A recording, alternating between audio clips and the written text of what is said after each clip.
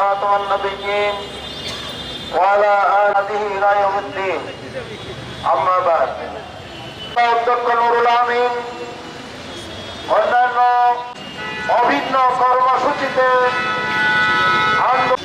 আমাদের 5 দফা দাবি হচ্ছে আজকে বিক্ষোভ মিছিলের আয়োজন করা হয়েছে। আপনারা আসার জন্য আপনাদেরকে মোবারকবাদ জানাচ্ছি।